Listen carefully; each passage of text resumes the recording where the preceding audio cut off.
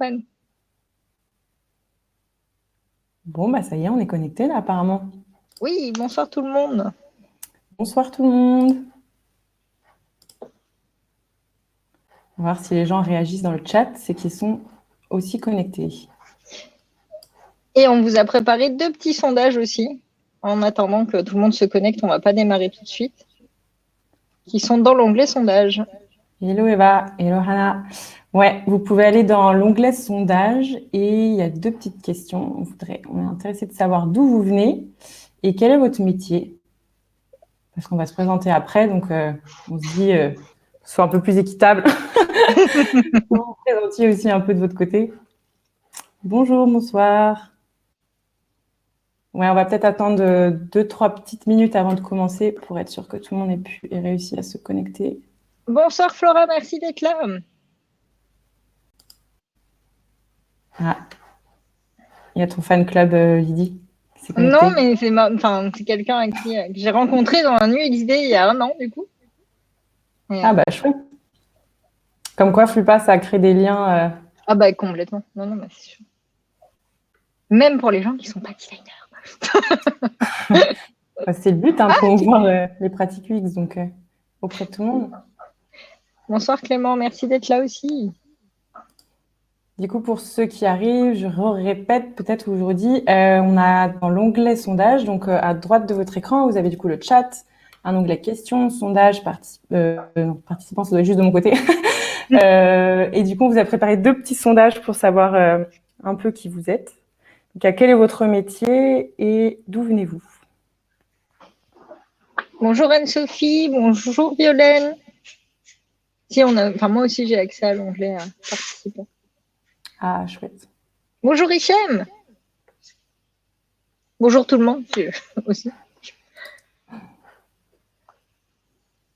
Bonsoir, bonsoir. Du coup, on se dit qu'on démarre quand à 35? Bon, peut-être avant même. Ouais. Dans 1 minute.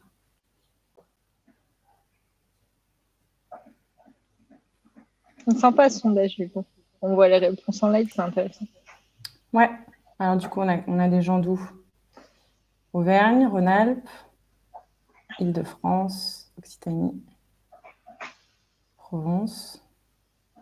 PACA, ma région d'origine. Très participants plutôt français alors, enfin ou résidents français. Et Oui. pas mal de designers, mais bon, c'est pas surprenant non plus. L'inverse aurait été surprenant. Ouais, voilà, c'est ça. Ah, il y a... Ah, salut Patrick. Alors, si tu peux enlever le A à mon prénom, tu feras de moi quelqu'un d'heureux. Bon, bah allez, commençons. Puis ceux qui rejoindront l'événement rejoindront plus tard. Alors du coup, comme je vais devoir présenter moi, il faudra que tu le dises. Je ne verrai pas tes petits signes. Je verrai plus que ce que je suis en train de Ah oui, partager. exact. Je te dis, on a un petit souci pour partager l'écran. Du coup, l'organisatrice de l'événement n'arrive pas à partager ses slides. Mais bon, c'est pas grave. Du coup, bonsoir à tous. Merci d'être tous connectés. Je vais me présenter rapidement. Donc, moi, je suis Luce Drouet, responsable de l'antenne Flupa Luxembourg. Je suis très contente d'être là ce soir avec vous parce que c'est la première fois qu'on organise un événement online pour l'antenne Luxembourg. Et puis aussi pour moi, c'est la première fois que j'organise un événement pour la communauté Flupa. Du coup, voilà. J'avais envie ce soir, en fait, d'organiser un événement dans le cadre du World Usability Day. Je ne sais pas si tout le monde connaît, mais en fait, c'est une journée internationale qui a lieu chaque année au mois de novembre pour promouvoir l'usability, comme son nom l'indique. Et cette journée, cette année, a eu lieu le 12 novembre, mais en fait, il y a des événements qui sont organisés tout au long du mois de novembre. Et je trouvais ça sympa d'organiser quelque chose dans ce cadre-là pour la communauté Fulpa. Et la thématique cette année, donc, c'était l'AI et Human-Centered AI. Et du coup, je trouvais intéressant de voir comment l'AI peut permettre de designer, enfin de mieux connaître nos utilisateurs et de toujours plus designer des produits pour l'humain. Donc, c'est pourquoi j'ai proposé à Lydie de faire une présentation sur ce sujet-là l'AI et la connaissance utilisateur. Et du coup, je vais te laisser te présenter, Lydie, avant de présenter Flupa, peut-être plus en détail. Et ben donc merci à tous d'être là. Donc je m'appelle Lydie Catalano. Je suis pas designer. Quand on s'est posé la question du sondage, à savoir quel était mon poste, aujourd'hui je considère que je suis cofondatrice et donc plutôt couteau suisse. En termes de background, je viens des Beaux-Arts et j'ai été prof d'art plastique pendant 8 ans. J'ai une formation de documentariste social, donc je suis passionnée par qu'est-ce qui fait que les gens agissent d'une certaine manière et je suis tombée dans la donnée après avoir fait un master en finance. Aujourd'hui, j'ai cofondé une société qui s'appelle IA Marketing et l'objectif, c'est de développer des outils d'intelligence artificielle pour servir des projets centrés sur l'humain. On a 2 branches, une partie algorithme que je vais vous présenter ce soir et une partie conversationnelle et chatbot dont on ne parlera pas ce soir. Ouais. Et ben alors donc du coup, juste peut-être rapidement aussi avant de présenter Flupa, vous représentez un peu le format. Donc Lydie va faire sa présentation et puis après on aura un petit temps d'échange, questions-réponses. Et je vous invite à poser principalement vos questions dans l'onglet questions. Comme ça, on pourra bien séparer ce qui est commentaire par rapport à la présentation des questions. Et normalement, vous devriez pouvoir voter pour les questions qui semblent les plus intéressantes. Donc comme ça, on pourra les traiter en premier de façon démocratique. Sinon, je les prendrai dans l'ordre dans lequel elles arrivent. Donc surtout, n'hésitez pas à poser vos questions. L'idée, c'est d'avoir une seconde partie peut-être un peu plus interactive où on peut échanger, bien que vous ne puissiez pas vraiment vous exprimer en direct sur Livestorm. Commençons à présenter Flupa. Est-ce que tu peux passer à la slide d'après, s'il te plaît, Lydie? Merci. Alors donc du coup, Flupa, pour ceux qui ne connaissent pas encore, ou pour ceux qui connaissent, du coup, ça va être un rappel. Donc c'est une association francophone internationale de professionnels du design. Et elle a pour vocation de promouvoir les pratiques et les méthodes et l'approche d'expérience utilisateur, de conception d'expérience utilisateur. Elle permet aussi d'animer un réseau de professionnels francophones, donc soit des acteurs privés, publics, chercheurs, étudiants. Voilà. Donc il y a 19 antennes à travers 5 pays différents, donc la France, la Suisse, le Luxembourg, la Belgique et aussi Québec. On débute un peu avec les événements online. On essaie de s'adapter avec tout ce qui est Covid, confinement, etc. Alors, il me semble qu'on en est au 5e même. Je crois que le chiffre n'est pas correct sur la slide, mais peu importe. Et sinon, de manière générale, les antennes essayent d'organiser des événements par antenne en physique quand c'est possible. Et souvent, ces événements du type apéro, conférences, projections documentaires, ateliers ou d'autres événements comme des événements plus axés sur le World Usability Day ou d'autres choses comme ça qui ont lieu de façon annuelle. Alors, tu peux aller à la slide d'après. À Flupa, on organise deux gros événements. Les UX Days, donc qui est le plus gros événement organisé par Flupa. Il a lieu une fois par an à Paris. Et il comprend donc un jour d'ateliers, de différents ateliers et 2 jours de conférences. Alors cette année, malheureusement, on n'a pas pu l'organiser, mais on espère bien pouvoir l'organiser l'année prochaine. Et en général, il réunit à peu près 1000 professionnels, étudiants et curieux de l'UX. Le deuxième événement, donc slide d'après, le deuxième événement, c'est le UX Camp, qui est un événement collaboratif sur 2 jours. En fait, il y a une première partie de l'événement, une soirée inspirante avec une conférence où ensuite on échange autour d'un cocktail dînatoire. Et puis le lendemain matin, en fait, les participants de l'événement peuvent pitcher des sujets, donc ateliers, conférences ou débats. On vote pour les sujets qui intéressent le plus. Et puis l'après-midi, ensuite, on peut mettre en pratique ces différents sujets. Alors, tu peux passer à la slide d'après. Ça, c'était pour les deux événements importants de Flupa. Et donc, pour terminer sur la présentation de l'association, je tenais à remercier tous nos adhérents qui permettent de soutenir l'association et la création des événements. Alors, vous pouvez tous devenir adhérents en cliquant sur le lien qui s'affiche dans la slide.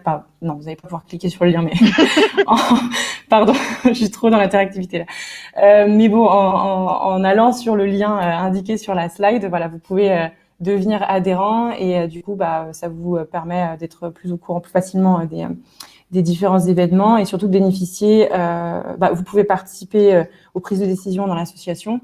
Et puis bénéficier de pré-vente et de tarifs préférentiels pour les UX Days et UX Camp. La slide d'après. Je vous invite, si vous ne connaissiez pas encore Fluppa et vous ne suivez pas encore Fluppa sur les réseaux sociaux, on a un compte LinkedIn, Facebook, Slack, Twitter. Donc, n'hésitez pas à aller nous suivre sur ces comptes-là. Et maintenant, si tu passes à la slide d'après, je vais de toute façon juste dire que je vais te laisser la parole et présenter le vif du sujet qui intéresse toutes les personnes qui se sont inscrites et connectées aujourd'hui. Donc, l'intelligence artificielle au service de la connaissance utilisateur. Et c'est parti. Alors, je suis désolée, n'hésite pas à m'interrompre plus si je vais trop vite, parce que du coup, je ne vais pas vous voir comme c'est moi qui partage l'écran. Ouais. Et je peux pas partager et voir voir le chat. J'en suis désolée. Je vais essayer de te faire des retours sur les commentaires et puis sinon de toute façon on traitera les questions à la fin de la présentation. Voilà, et du coup n'hésitez pas à les mettre dans la slide questions, qu'on les parte pas au milieu d'autres sujets si jamais il y a d'autres sujets. Donc du coup on va parler IA et connaissance utilisateur. Donc, 4 petites étapes. La première c'est en méthodologie, histoire qu'on soit d'accord sur les thèmes IA, parce que il y a autant de définitions de l'IA que de personnes.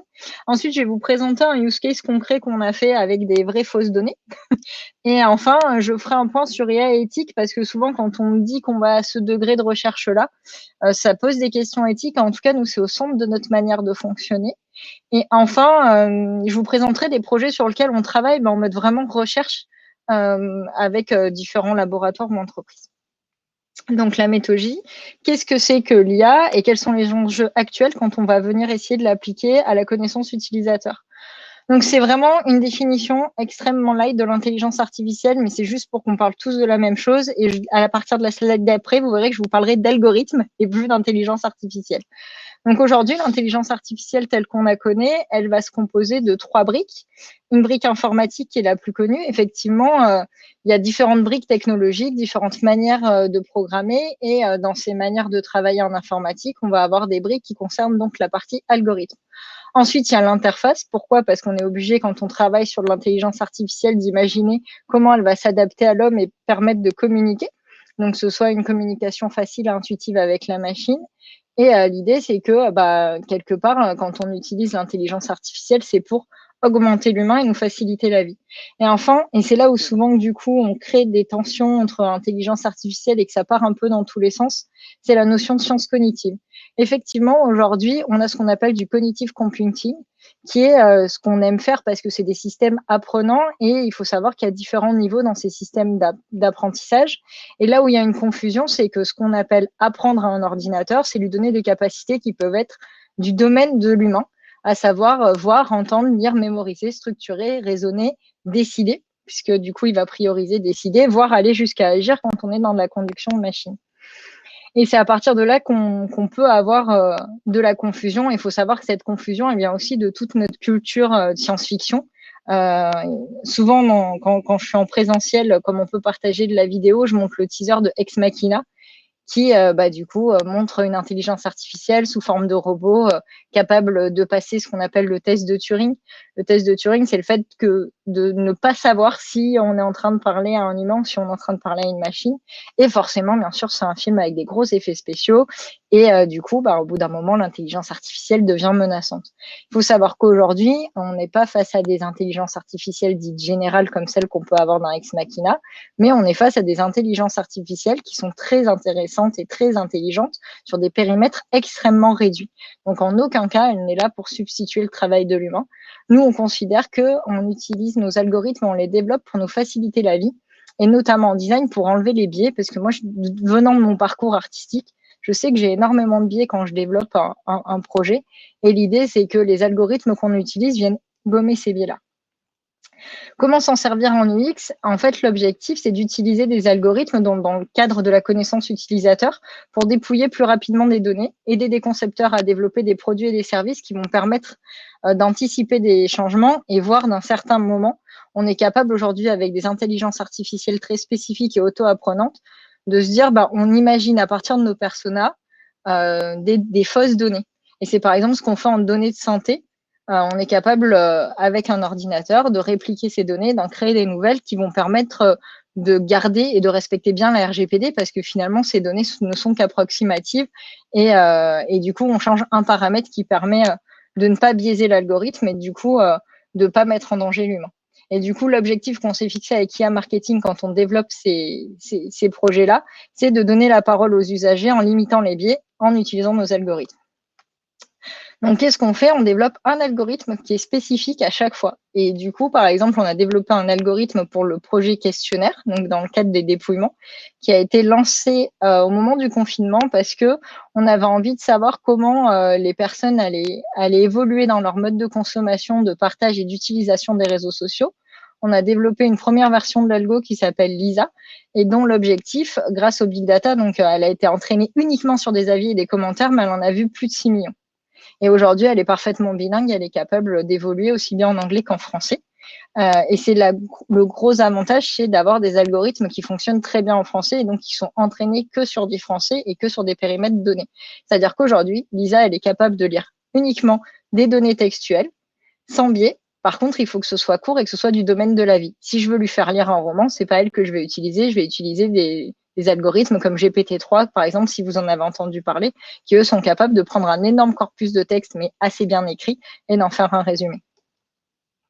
Comment ça marche concrètement? On récolte de la donnée. Donc là, il y a différents outils pour aller chercher de la donnée utilisateur ou nos clients nous la transfèrent directement dans le cadre de sondage ou de questionnaire. Ensuite, on utilise une méthode d'analyse que je vais vous présenter après. Et notre objectif, donc, c'est de donner du sens à cette donnée et de se dire, ben, on peut même automatiser une fois qu'on a mis en place ces algorithmes. Et si les dashboards que je vais vous proposer, par exemple, plaisent à l'équipe de design et à l'équipe market, et ben, du coup, tous les 6 mois, on refait tourner l'algo et on voit si en fonction des actions qu'on a menées, il y a des choses à changer et ça permet d'avoir d'autres manières de faire des tests utilisateurs. Donc, le use case que je vais vous présenter, ça a été mené avec Asmodee. Asmodee, c'est un éditeur de jeux de société qui, du coup, nous a fait intervenir sur la création d'un nouveau projet qui s'appelait Unbox Now. Et du coup, l'accompagnement, il s'est passé autour de l'objectif de la création de cette nouvelle marque, qui était plutôt pour des joueurs occasionnels. Parce qu'effectivement, nous, on s'est aperçu de notre côté, quand on a scanné les réseaux sociaux pendant le premier confinement qui était strict, on a eu beaucoup de nouveaux joueurs qui n'étaient pas des joueurs hardcore gamers, comme on appelle quand on les profile, mais plutôt des joueurs occasionnels et que, en fait, finalement, le jeu de société redevenait quelque chose qui était assez tendance et était un peu dépoussiéré. Et du coup, ils étaient déjà sur ce projet-là. Et donc la problématique, c'est qu'ils ont fait une recherche quantitative sur ce projet en anglais et il y a eu un ballottage parce que la note quanti n'était pas définitive pour les 2 logos. Ce ne sont pas les logos, mais voilà, c'était pour illustrer. Je vous montrerai le gagnant à la fin. Illustrer un peu ce qui s'est passé. Les 2 logos arrivent avec des notes de 6,1. On est d'accord que c'est pas les données réelles. Je partage pas les données des clients, mais c'est des données qu'on a générées qui sont très proches de ce qu'on a vu pour pas fausser non plus le use case. La première chose qu'on fait, que vous connaissez peut-être, c'est le nuage de mots. Donc, on va prendre dans le questionnaire sur les questions qui ont été posées pour les 2 logos, qu'est-ce que les personnes ont aimé ou n'ont pas aimé. Ça nous permet de voir que là, les points forts, c'était le côté jeu, le côté famille, le côté fun et que ça donnait envie de jouer. Donc, on fait ça pour les 2 logos. Ensuite, on fait un exercice de co-occurrence pour voir qu'est-ce que les gens ont réellement aimé. Donc là, c'est l'allusion au jeu, l'allusion au côté familial, au côté fun et aussi ce qui nous intéressait, comme on disait sur des logos et des moodboards, c'est de voir qu'ils avaient apprécié la vidéo. Ensuite, on fait la même chose avec ce qu'ils n'ont pas aimé et du coup, ça nous permet de voir que la vidéo, c'est un point qui n'est pas forcément positif et elle n'est pas positive. Alors là, je ne vous l'ai pas mis, mais parce que quand on fait la même chose avec la co-occurrence, elle est un peu longue. En tout cas, les joueurs l'ont trouvé un peu long. Et il y a un autre mot qui ressort qui n'est pas là parce que j'ai du mal à faire un copier-coller, mais c'est Bowser. Et du coup, effectivement, on s'est rendu compte qu'il n'y avait pas d'attrait sur un des logos. On fait la même chose donc dans ce qu'ils n'ont pas aimé. Effectivement, la vidéo ressort. Effectivement, le mot buzzers ressort. Et effectivement, le côté trop long. Donc, ça donne déjà une première piste d'optimisation. Ensuite, on utilise un algorithme donc, qui est une branche de Lisa qui s'appelle le Part of Speech Tagging. Et l'objectif, c'est de voir quelles sont les typologies de mots qui sont utilisés. C'est quelque chose qu'on trouve vraiment intéressant parce que du coup, ça nous permet de voir quels sont les verbes et la densité des verbes. Et on sait comme indicateur que le verbe, c'est ce qui permet d'ancrer la motivation d'un utilisateur. Donc du coup, là, on se rend compte qu'effectivement, il y a des mots qui ressortent plus et les verbes sont beaucoup plus présents. Même si le nombre d'avis est le même, il n'y a pas plus de personnes qui ont répondu sur le logo 1 que sur le 2. Donc, on marque déjà ce premier indicateur qui est de dire, finalement, les gens, ils sont plus motivés. En tout cas, ils sont plus, il y a plus d'émotionnel qui va se retrouver dans le côté logo numéro 1 avec 197 verbes, un peu moins dans le second où il y a seulement 117 verbes. Et après, on se rend compte que c'est à peu près le même genre de verbes qui vont être employés.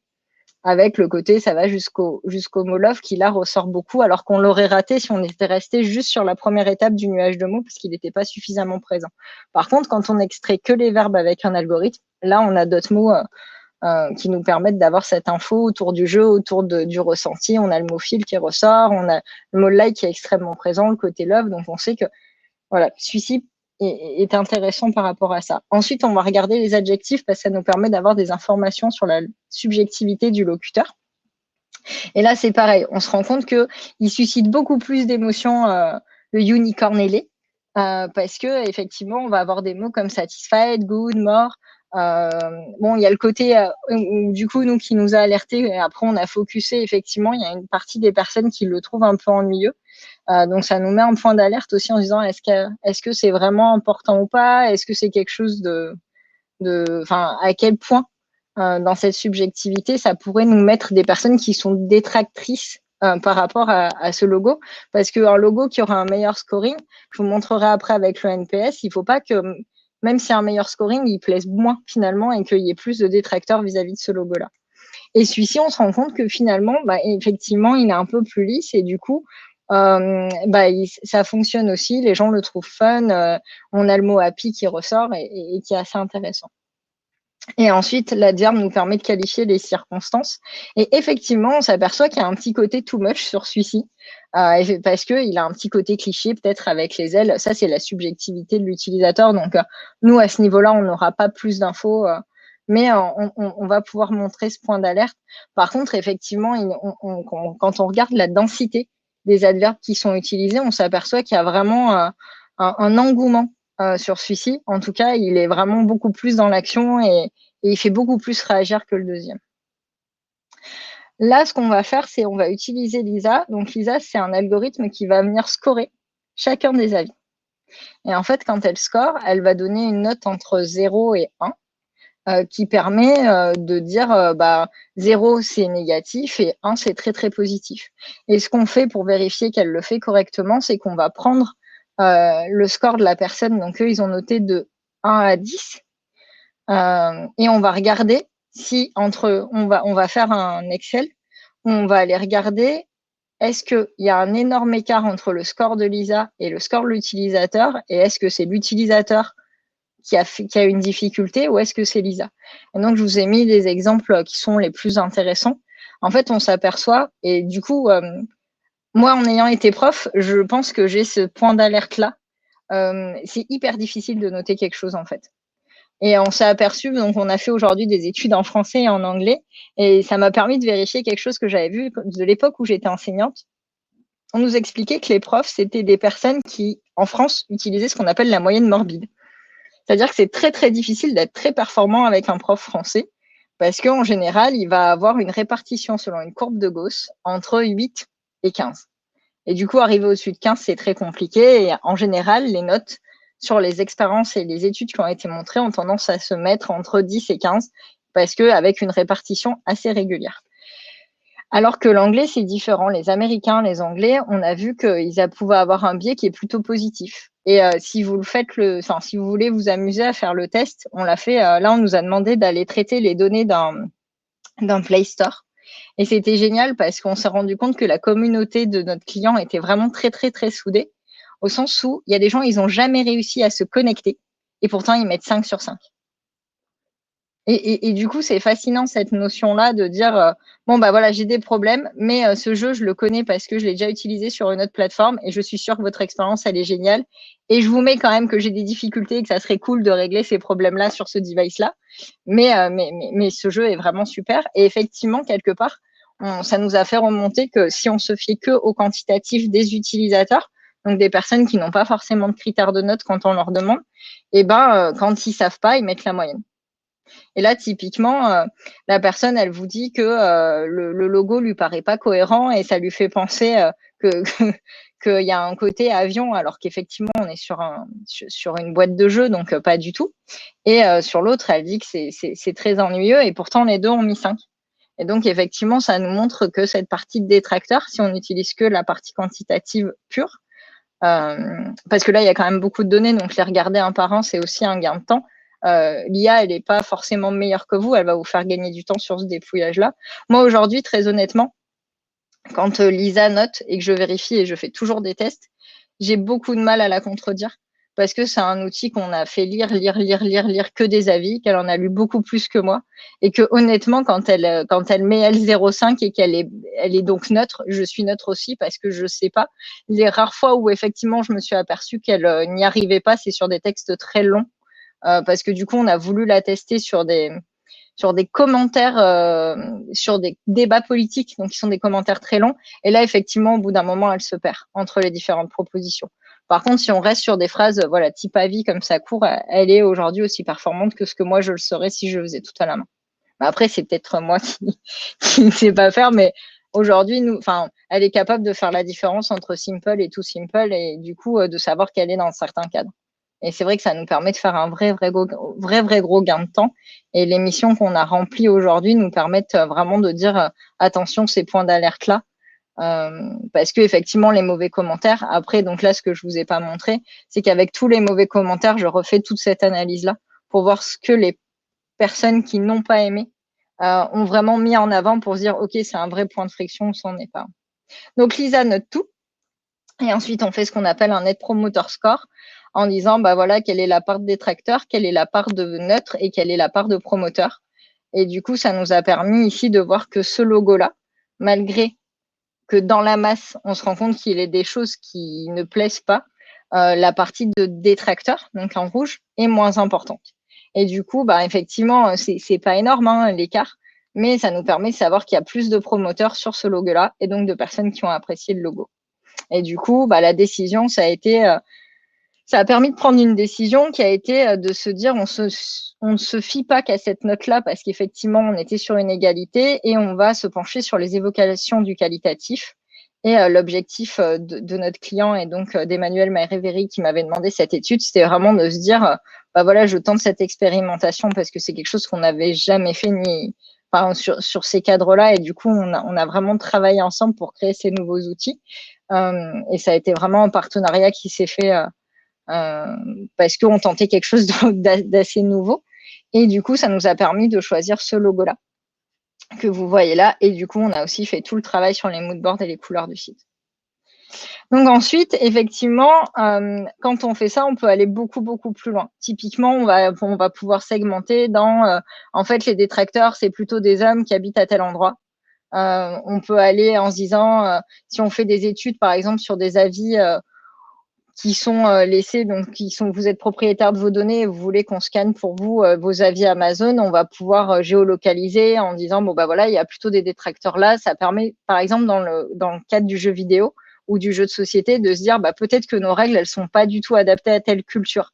On s'est rendu compte qu'il y avait des jeux qui fonctionnaient très bien dans certains pays parce qu'effectivement dans leur histoire ils vont parler par exemple de médiéval et le médiéval s'exporte beaucoup moins bien dans d'autres pays et du coup effectivement ça permet de se dire si on veut adapter ce jeu-là pour ce marché-là, voici les points d'action qu'on peut mettre en avant. Et du coup, nous, on s'est mis très vite des limites par rapport à ça parce qu'effectivement, comme je vous ai dit, on utilise le big data, même si j'essaie de ne pas utiliser des buzzwords. Aujourd'hui, Lisa, elle fonctionne avec énormément de données et c'est ça qui la rend vraiment compétente. Et du coup, quelles sont les limites qu'on se dit qu'on ne veut pas franchir et quand on nous demande certains projets, quels sont les projets sur lesquels on va dire à notre client typiquement, quand on utilise, donc là, on est sur un algorithme d'analyse sentimentale, mais on développe aussi des algorithmes de scoring pour, par exemple, des dossiers financiers. Pour pas nous biaiser l'algorithme, on va enlever certaines données pour pas qu'ils se disent cette personne. Je me suis aperçu que les gens qui vivaient là, ils avaient plutôt ce type de revenus, ou alors la personne qui a fait le dossier, c'est plutôt une personne de cet âge-là et qui a fait tel métier, donc je vais la scorer négativement parce que plein de fois, je me suis rendu compte que cette banque l'avait refusé. Donc, pour définir l'éthique, alors c'est un petit peu comme pour l'IA, vous avez autant de définitions d'éthique que de personnes. Là, l'idée, c'est vraiment qu'on parle tous de la même chose. Dans l'éthique, il y a 3 grosses briques, la morale, la philosophie et la règle. La morale, pourquoi? Parce que l'éthique et la morale, c'est le même mot, étymologiquement, ils ont la même racine qui est en grec ethos, qui va signifier mœurs. La distinction, elle s'est faite finalement de manière culturelle parce qu'on a une culture aujourd'hui qui est assez judéo-chrétienne et du coup, on parle encore de morale en notion de bien et de mal, mais on est en train de prendre de la distance parce que du coup, c'est pareil, il faut redéfinir sans cesse ces mots bien et mal. Ensuite, la philosophie, ce qui est intéressant dans la philosophie, c'est que c'est une démarche avant tout et c'est quand je me suis formée à l'éthique pour derrière me poser les questions en IA et faire ce que j'appelle ma gymnastique éthique quand je lance un projet, c'est de me dire j'essaie de mettre la même rigueur scientifique que dans tous les autres projets quand je dois réfléchir au développement de ces algorithmes. Et l'idée, c'est de me dire j'ai des règles, et du coup, c'est le 3e point, la règle, c'est faire attention à mes préjugés, faire attention au contresens, faire attention aux arguments fallacieux. Et ça, c'est des choses que vous retrouvez quand vous faites du design, toute cette notion d'interroger nos biais. Et l'idée, c'est de se dire, voilà, quand j'ai un set de data, c'est à moi de le trier.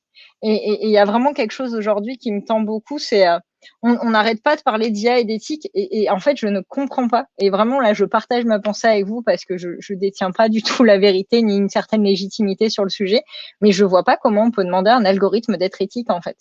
C'est donner une manière de penser. Enfin, voilà, dans la philosophie, il y a une notion de réflexion. Et tout ce que je vous ai dit, c'est que Lisa, elle est géniale, elle score, mais elle ne réfléchit pas. Et aujourd'hui, elle est performante parce qu'elle a été entraînée. Et du coup, c'est un peu, pour moi, les règles qu'on doit respecter si on veut faire une IA qui soit tech for good. C'est garbage in, garbage out. Si vous regardez à chaque fois qu'il y a eu un scandale, et on va reprendre par exemple le scandale d'Amazon parce que elle était sexiste et elle prenait que les personnes dans certains métiers quand on l'a lancé en RH, cet algorithme. Mais en fait, elle a juste repris son dataset et elle a mis en avant le fait que on prenait des personnes qui étaient à certains postes, des hommes blancs avec ces diplômes-là. Mais elle s'est pas levée un matin en se disant oui, je vais choisir ça. Non, c'est qu'à un moment donné, on ne lui a montré que ça. Et souvent, j'essaie d'expliquer aux clients que le dataset d'entraînement, c'est le cœur de l'apprentissage. L'algorithme, il va réfléchir avec un cœur et un cerveau. Le cerveau, c'est toutes les règles qu'on met en place et ce qu'on lui demande d'apprendre. Par contre, si le cœur, à un moment donné, il est biaisé dès le départ par l'humain, parce que c'est nous qui biaisons les données, elle va apprendre de travers. Et vous aurez beau avoir des règles mathématiques parfaites, malheureusement, si le dataset est pas bon et comme elle est auto-apprenante, elle va apprendre sur des fondamentaux qui sont pas bons. Et ce serait la même chose avec un humain. Si de base, vous le biaisez en lui montrant certaines choses à la télé et que vous l'absorbez parce qu'une IA, elle se prend énormément de données et que vous faites la même chose sur n'importe quelle personne, vous allez lui créer des biais. Donc, toujours faire très, très attention à votre dataset. Ensuite, il faut absolument que les systèmes d'IA soient fiables. C'est-à-dire que aujourd'hui, on a beaucoup de tests qui sont faits qu'on arrête parce que, effectivement, comme il y a un système d'auto-apprentissage, à un moment donné, elle peut partir sur un biais. Et typiquement, l'année dernière, il y avait 2 IA qui avaient commencé à discuter et à la fin, ils avaient créé leur propre langage et du coup, on les a arrêtés parce que c'est quelque chose qu'on ne contrôlait pas. Aujourd'hui, quand on met quelque chose en production, c'est-à-dire qu'on sort du domaine de la recherche, c'est extrêmement important qu'on fasse attention à ce qu'elle soit vérifiable, qu'elle soit monitorée et du coup, qu'on lui fasse des checkpoints tout le temps pour vérifier que ça marche et qu'on garde le contrôle dessus et que du coup, elle nous envoie pas des informations ou des décisions une fois en production qui sont pas les bonnes. Et enfin, appeler des UX parce que pour moi, le designer, c'est la personne qui connaît l'utilisateur final et qui va remettre cette pointe d'humanité au centre des systèmes et de dire déjà de prévenir l'utilisateur des données qu'on va prendre et qu'on va utiliser. Donc, d'arriver à faire passer ce message-là. Et typiquement, moi, je travaille donc avec IA Marketing sur cette partie-là, mais on a une grosse branche qui est e-santé. et on va sortir un chatbot conversationnel pour la prévention suicide, et on a choisi de pas mettre d'algorithme dans la phase 1 parce qu'on voulait pas que du coup ça plante. On s'est dit, mais s'il ne peut pas répondre à quelqu'un qui est en détresse, qu'est-ce qui se passe? Et du coup, on va d'abord l'entraîner avec des choses très simples et on la fera grandir, l'IA et l'algorithme qui va devoir répondre au fur et à mesure qu'on aura de la donnée utilisateur. Parce qu'aujourd'hui, comme c'est des projets qui sont très expérimentaux, l'idée c'est de dire, bah voilà, il faut vraiment des équipes extrêmement disciplinaires et du coup, prévenir de quelles sont les données qu'on peut prendre, comment on le fait passer, être sûr que la personne a bien compris qu'on récupérait sa donnée, etc., etc. Parce que finalement, on parle beaucoup de RGPD et de ces données-là, mais je lisais une étude hier qui était sur la volonté des Français d'avoir plus de données transparentes depuis l'épidémie Covid. Et la première question, c'était qu'est-ce que pour vous la donnée ouverte, donc accessible, ce qu'on appelle l'open data. Et il y a 47% des personnes qui ont répondu qu'ils ne savaient pas. Je pense qu'il y en a d'autres qui ont pris au pif dans les réponses qui étaient proposées. Et du coup, on se dit, mais c'est quand même important aujourd'hui de former à la donnée parce qu'on se rend compte qu'il y a une vraie valeur derrière et que c'est important pour nous de maîtriser ces enjeux-là par rapport à tous ces algorithmes qui sont mis en place tout le temps. Et du coup, en tout cas, nous, dans la position qu'on a et avec les UX avec lesquels on travaille, on essaie toujours de mettre en avant quelles sont les données et comment on va les utiliser pour que l'utilisateur soit conscient de ce qu'on fait et pourquoi on le fait.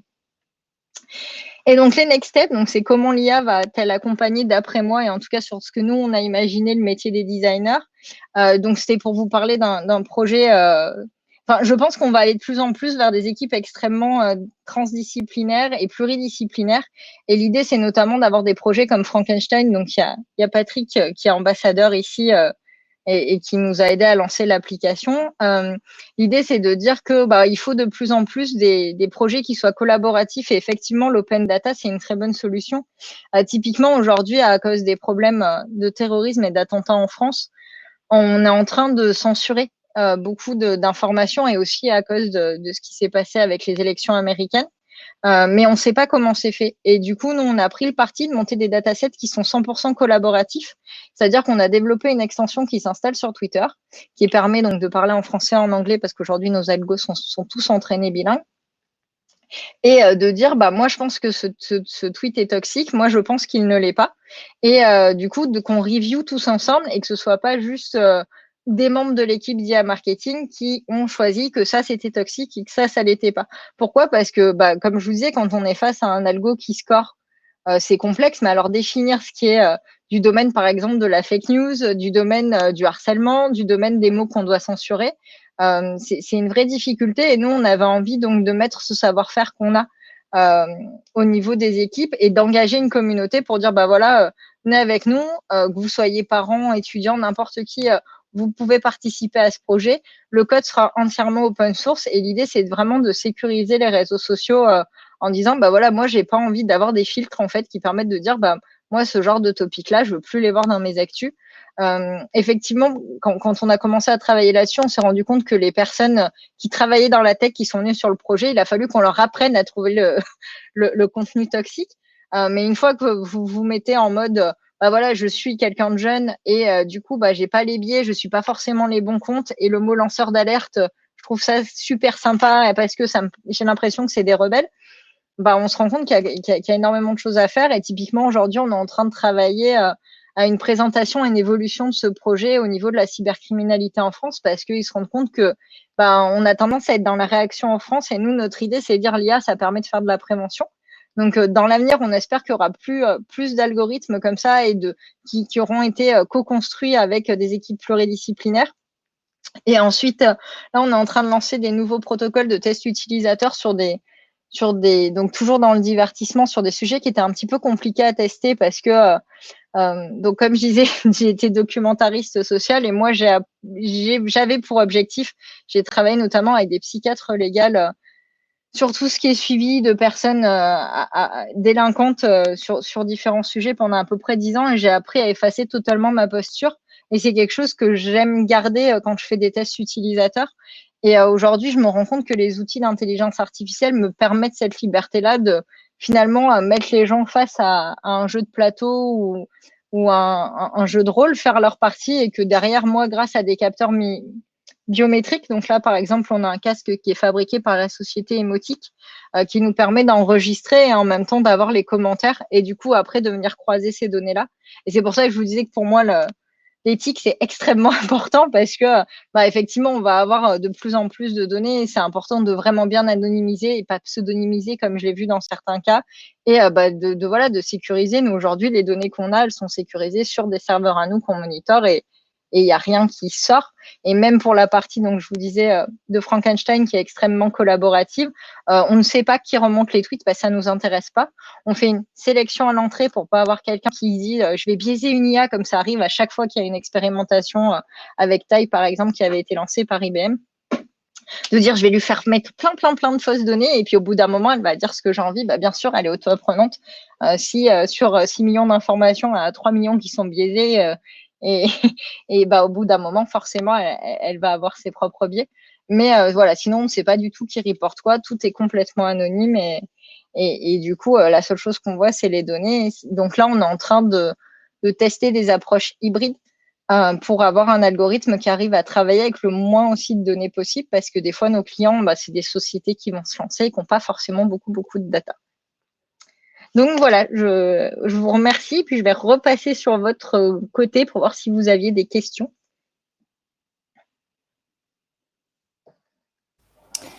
On a 2 questions pour l'instant et quelques commentaires aussi sur le chat. Donc un commentaire que je trouvais intéressant, je me suis fait la même réflexion aussi, c'était comme quoi l'élément Kali, les éléments Kali doivent être pris en compte pour enrichir la compréhension des données quanti. Oui. Et c'est vrai que du coup je me disais quand t'expliquais avec les AI on peut vraiment ressortir le quanti, mais après le pourquoi les gens, notamment quand tu présentais la partie sur les logos, pourquoi les gens préfèrent au final tel logo ou pas, ou on dit que c'était mieux ou pas, ça sans le Kali tu peux pas savoir quoi. Oui, après c'est la manière de. En fait pour moi l'IA n'efface pas le Kali, elle le transforme en quanti. C'est-à-dire que moi, je suis pas capable, quand je lis 200 ou 300 commentaires, de me dire ah ouais, en fait, le verbe, je l'ai vu tant de fois. Ah ouais, ce verbe, je l'ai vu tant de fois. Et ça, c'est des algos qui le font. Typiquement, le part of speech tagging, moi, avant d'avoir ça, je me faisais des tableaux Excel dans tous les sens, quoi. Et du coup, avoir toutes ces co-occurrences, ces AFC, ces colocations, en passant, donc c'est des outils de data scientist, ça permet de dire, de faire vraiment sortir ce Kali-là, parce qu'on te dit, ok, ce mot, il a telle fréquence, donc il se met à avoir un poids. Mais là, on n'utilise que dans ce que je vous ai montré, il n'y a que du Kali, il n'y a pas de quanti. Ouais. Après, dans les questions, on avait. Alors, tu peux à nouveau avoir accès au chat, hein, Oui, ça y est, je vous vois. Ok, c'est bon, super. Donc, on avait une question qui était est-ce que tes clients se posent spontanément la question de l'éthique quand ils manipulent les données, ou c'est toi qui dois faire de la pédagogie auprès d'eux? C'est moi qui dois faire de la pédagogie parce que je pense qu'ils ne se rendent pas compte de la puissance de l'outil. C'est vraiment pas de la mauvaise foi. C'est juste que comme ils n'ont pas forcément l'expérimentation d'IA qui se mettent à faire... voilà, c'est très facile d'avoir une IA sur des dossiers financiers qui devient sexiste et raciste. Hein. Parce que elle va... En fait, ce qu'on ne se rend pas compte, c'est qu'une IA, elle met en avant des biais. Vous dire aujourd'hui que toutes les banques acceptent tous les dossiers bancaires serait vous mentir. Je sais, moi, que quand moi, mon premier métier, c'est data analyst. Donc, du coup, je sais que quand je vais extraire la donnée, je me rends compte que toutes les personnes qui habitent dans certains endroits, bizarrement, dans cette banque-là, elles ne passent pas. Par contre, je pense que l'IA doit pas apprendre ça. Et c'est mon métier de dire à mon client, ok, cette banque-là n'en veut pas, mais on sait que ça va être accepté là. Donc, moi, mon job, c'est de dire ce dossier, il a tant de chances d'être accepté. Et il faut pas se baser sur ces critères-là. Et c'est ça qui est passionnant quand on travaille avec des outils d'IA et des outils d'algorithme, c'est de se dire c'est qu'elle est vraiment là pour nous faire gagner du temps, pour nous enlever nos propres biais, parce que souvent, peut-être que l'analyste aussi qui reçoit un dossier, il est moins à l'aise à discuter avec certaines personnes, notamment les personnes très âgées où ça prend énormément de temps. Parce qu'ils comprennent pas, ils savent pas scanner. Tu vois, à l'heure du dématérialisé, un dossier financier pour une personne âgée, c'est extrêmement complexe. Donc du coup, faut les accompagner et peut-être que parfois on est un petit peu moins motivé et pourtant ils ont ils ont, quand on regarde en scoring, c'est des gens qui ont des taux de réussite qui sont assez hauts parce que finalement, ils sont en bout de carrière ou en bout de vie et même s'ils sont pas formés aux nouvelles technologies, leurs dossiers sont assez bons. Donc, c'est plutôt moi qui vais faire ce travail-là. Ce travail-là d'évangélisation parce que et de suivi. C'est-à-dire que souvent, on va se dire, c'est très, très compliqué d'apporter intéressante cette question parce que c'est très compliqué d'amener un outil d'IA dans une équipe parce qu'il va mettre en exergue des manières de travailler qu'on a. Alors que du coup, typiquement, tu vas arriver chez un client, le client, ça fait 30 ans qu'il travaille comme ça. Souvent, il a jamais regardé ses données. La plupart, ils vont dire qu'ils n'ont pas de données alors qu'ils sont en back-office. Ils te disent, bon, voilà, moi, aujourd'hui, ma cible, c'est ça, mes personas, c'est ça. Alors, ils vont rarement dire persona, mais du coup, voilà, mon client type, c'est ça. Et du coup, quand tu prends ton algo et que tu dis, en fait, si on commence à faire de la clusterisation par rapport à tous ces paramètres-là, c'est pas tout à fait ça. Et après, quand tu commences à automatiser cette démarche, des fois, ça m'est arrivé que chez des clients, ça mette en exergue des problématiques internes à l'entreprise de digitalisation, de perte de dossiers, etc. Donc, c'est vraiment comme avoir finalement, c'est comme embaucher un nouvel employé et qui, du coup, risque, comme n'importe qui arrive dans une société, de mettre en avant certains dysfonctionnements ou certains biais que les gens ont. T'as eu quelques réactions à ce que tu étais en train de dire? Pardon. Alors, j'ai pas tout lu. J'étais sur la première de Nabil sur l'analyse sémantique. Après, c'était juste par rapport là aux commentaires, les questions, si tu veux, je peux te les lire. En gros, juste Nabil disait, ton boulot, c'est de border un max des choses, en fait, pour que l'outil soit utile et fiable. Et avec l'analyse de données, tu redonnes une chance à ceux pour lesquels on aurait eu un autre regard selon d'autres critères, alors. Ouais, c'est ça, exactement. Voilà. J'aurais pas mieux formulé. Je vais la garder. Donc, après, l'autre question, on va essayer de les reprendre dans l'ordre. L'autre question Nabil, c'était est-ce que l'analyse sémantique peut être considérée comme le premier niveau d'analyse d'une AI? Ce type d'analyse existait déjà avec des outils simples ou vous considérez que déjà à l'époque, les outils d'analyse sémantique étaient les balbutiements de l'AI? La 2, en fait, l'AI, ça existe depuis très longtemps. Comme je disais, le test de Turing, c'est les années 40. On fait de l'intelligence artificielle. Après, c'est la puissance qu'on a aujourd'hui en déporté qui fait que ça devient un traitement. Et puis, c'est le nombre de données. On générait pas autant de données. Enfin, voilà, Lisa, elle a eu accès à 6 millions de données en peut-être une semaine. C'est fou. Dans 2 langues. Ouais, donc oui, non, je suis complètement d'accord avec vous. Ça existait d'avant, Nabil, et c'est juste la puissance. C'est pour ça que la brique informatique, elle est incontournable, et c'est le développement de ses capacités et le fait d'avoir des supercalculateurs. Après, il y a Julien qui demandait comment ou à quel moment peut-on valider la pertinence et la viabilité de l'IA. Alors, je ne sais pas trop ce que vous entendez par pertinence. Pour la viabilité, ce que je disais, il faut le faire tout le temps parce que si vous êtes face à un système qui est auto-apprenant, il peut partir en vrille. Et c'est ce que j'expliquais tout à l'heure. Il faut vraiment qu'il reste, que vous soyez complètement sur contrôle. Et après, la pertinence, c'est est-ce qu'il répond à la question ou pas. Et du coup, là, c'est dans la notion est-ce que vous avez réussi à, comme je disais, pour moi, je parle plus d'algorithme. L'algorithme, il colle à un périmètre. Est-ce que le périmètre est cohérent avec la réponse qu'apporte l'algorithme est cohérent avec le périmètre ou pas? Je sais pas si j'ai répondu. N'hésitez pas à mettre dans le chat si c'est pas cohérent.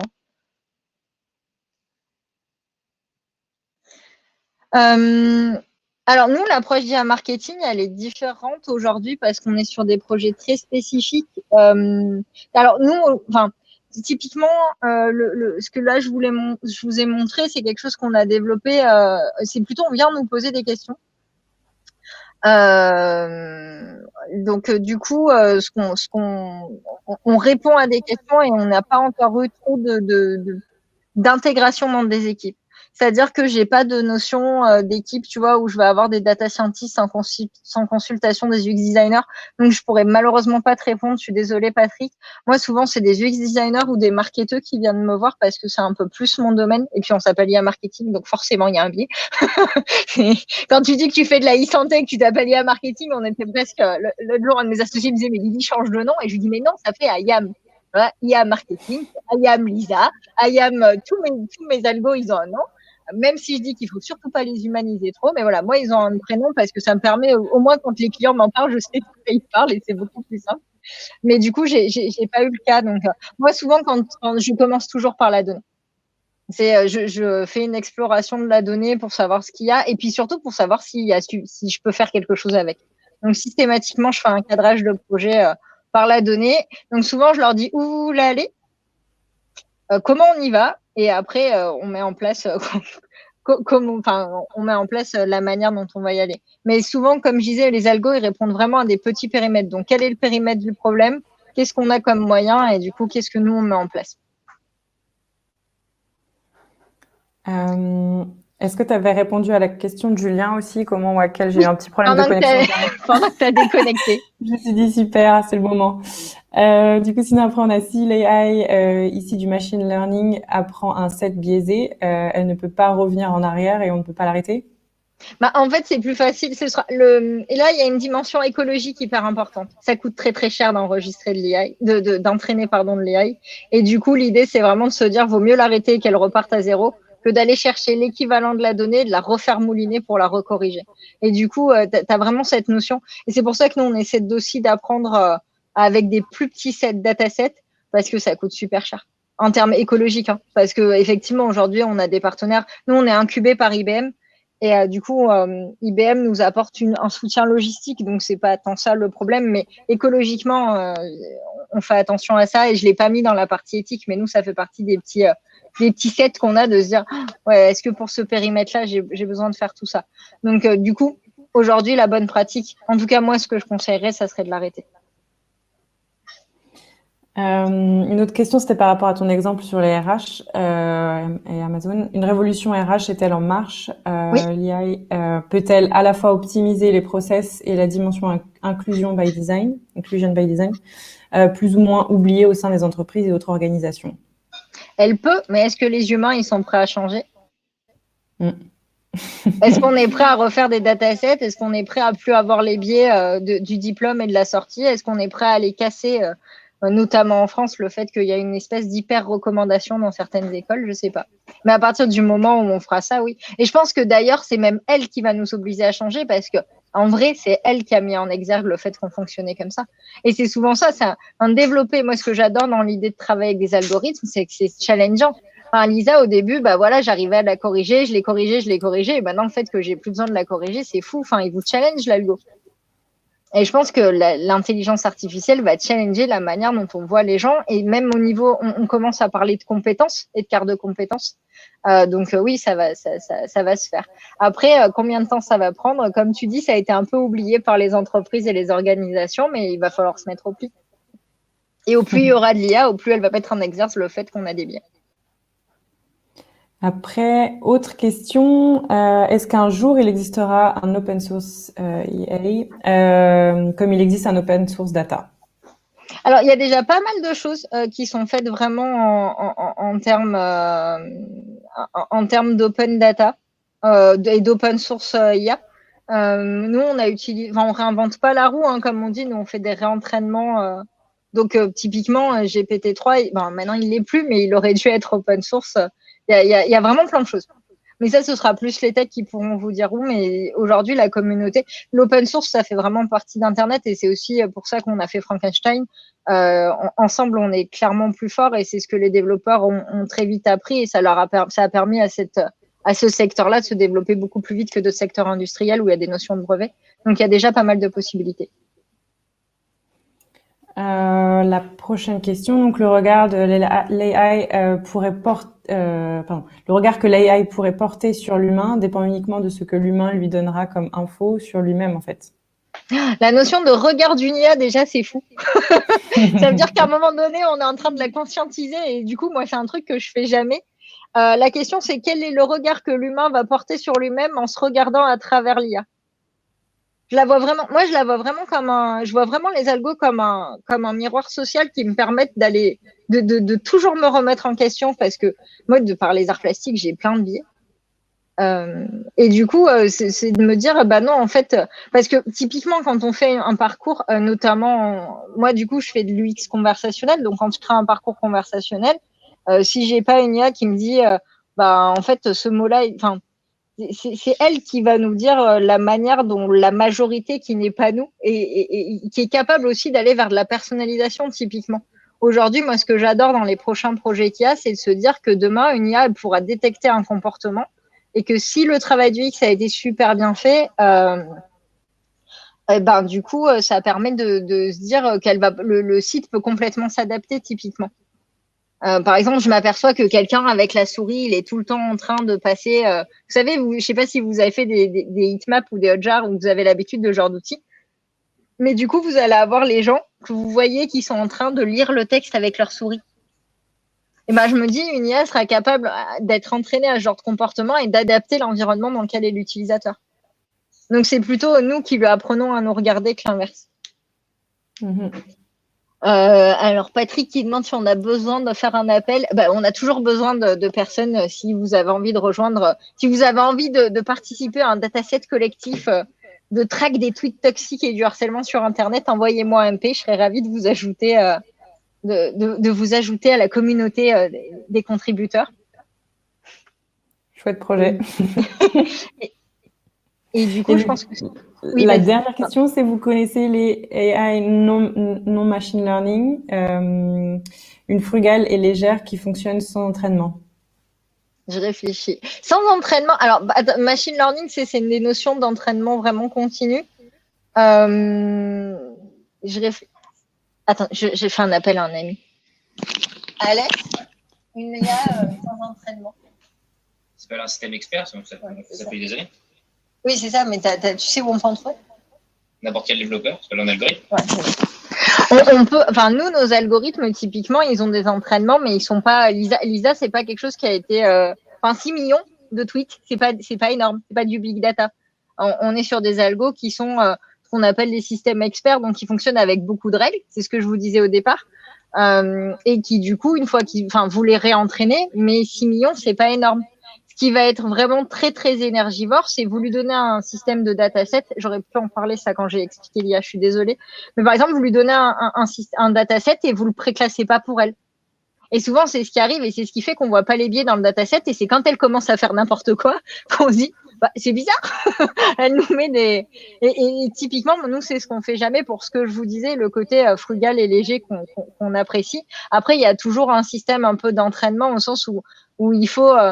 typiquement dans l'orthographe qu'elle ait reconnu certaines choses, faut qu'elle apprenne dans les mots, elle apprend à savoir que like et d'autres manières d'écrire like vont avoir le même poids sémantique. C'est pas un autre mot.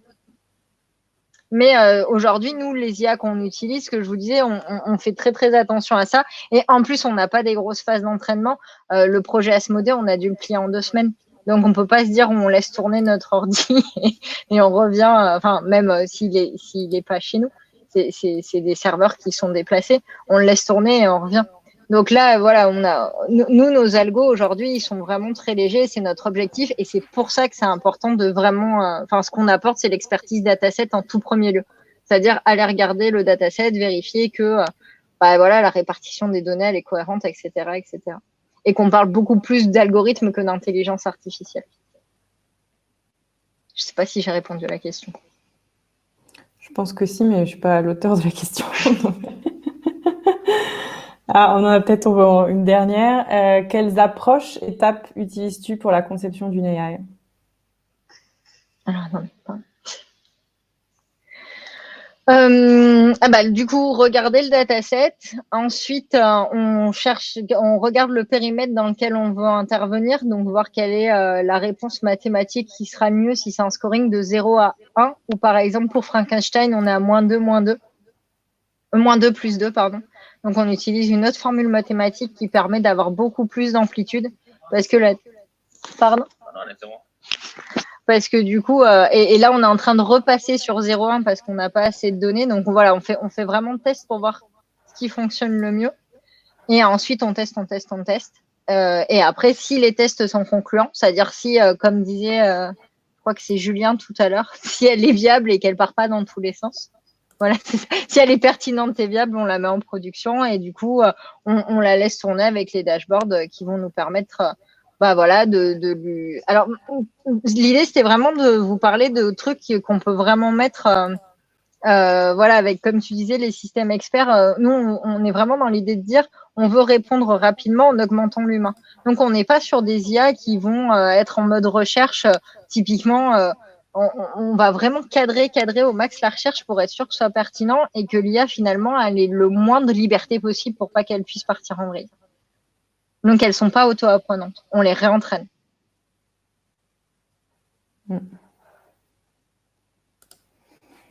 Ok. Bon, on arrive un peu au terme du temps qu'on s'était donné. C'est parfait, on est pile dans Super timing. Sauf s'il y a une dernière question, mais sinon, si tu veux faire passer un dernier message, résumer peut-être tout ce que, enfin, tiens un peu les key points ou pour alors, moi, je sais que, ouais. Ce qu'il faudrait retenir, c'est de se dire qu'effectivement, au-delà de l'IA, on parle, enfin, les algorithmes, les systèmes experts et tous ces approches partagées, le fait qu'on travaille tous ensemble, c'est la manière aujourd'hui de faire évoluer l'IA dans le bon sens, de la garder entre guillemets sous contrôle, parce que il y a que dans certains projets de recherche où effectivement, voilà, on met beaucoup en avant les biais et les erreurs de l'IA, mais au quotidien, on l'utilise tout le temps sans s'en apercevoir. Il y a plein de systèmes qui sont déjà des intelligences artificielles, et comme le disait Nabil tout à l'heure, c'est quelque chose qu'on utilise depuis très très longtemps en fait. C'est juste notre manière de le concevoir et qui effectivement maintenant elle commence à être dans plus, on est plus souvent en contact avec elle qu'il y a 20 ou 30 ans à cause de la démocratisation de l'informatique. Mais de se dire, voilà, je pense que si on respecte où est-ce qu'on veut aller, quelles données on a et comment on y va, et on le fait ensemble et de manière collégiale avec les développeurs, les designers, les utilisateurs et du coup les personnes qui décident, parce que c'est ça aussi, c'est hyper important, tout ce travail pédagogique. On arrive à faire des projets qui font gagner du temps et dont on peut après se dire, bah oui, on a remis l'utilisateur au centre. Et je pense que c'est des outils qui sont très pertinents pour que derrière, on se consacre peut-être à l'apport vraiment humain, qui est le côté émotionnel que l'IA n'a pas. Ouais, c'est en tout cas super intéressant de voir, voilà, que le quanti ne fonctionne pas et que c'est l'humain derrière aussi qui crée ça, et donc du coup c'est à nous que revient la responsabilité d'être éthique et de designer les choses de façon éthique en fonction de ce que l'AI nous partage comme données, quoi. C'est ça, c'est toi qui prends la décision. Ouais. Aujourd'hui, elles ne prennent pas de décision. À part sur les voitures autonomes quand elles s'arrêtent. Mais c'est mieux souvent. Ouais, c'est ça. En tout cas, merci beaucoup Lydie pour cette présentation et tes réponses aux questions. C'était super intéressant. Je pense que tout le monde était très intéressé. Merci beaucoup et merci pour l'invitation. De rien. Je suis bien contente que tu l'aies accepté. Et d'ailleurs, il me semble que tu avais peut-être ah oui, une communication à faire. Oui, j'ai une communication à faire. Ouh là là, honte à moi. On prépare un événement. On a un collectif de designers, donc je suis un peu l'outsider, qui s'appelle X-Band sur expérience utilisateur. Et du coup, on a 4 soirées de prévues au mois de décembre, du 14 au 17. Et du coup, on va aborder plein de thématiques et les communications arrivent rapidement. Et du coup, oui, je parlais, Anna, de use case faussé parce qu'en fait, comme c'est des vraies données, je mets pas en face, je suis obligée je peux pas vous donner la donnée de mes clients.